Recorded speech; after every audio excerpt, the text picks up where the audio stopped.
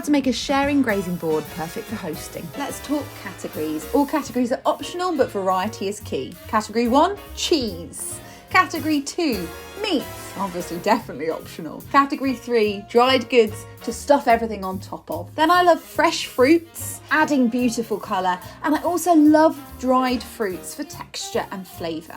Would it be a grazing board without some pickles and dips? And for added vibrancy and garnish, herbs and salad leaves. Now the boards themselves, whatever you have available, different heights doesn't matter. We love to see depth and dimension in a grazing board. I'm sure there is a fine art to this, but I love taking an item at a time and really haphazardly scattering it across the boards. That way, whichever direction you come in from, you're gonna land on a different category.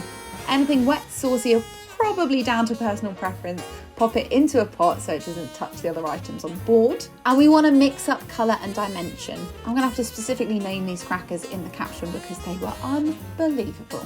An aesthetic but more enticing touch is to also break up and slice up some of your cheeses. It encourages people to start digging in. And if you want to go next level, why not invite some hot foods and canapes into the mix as well? I mean, can you get more showpiece than this?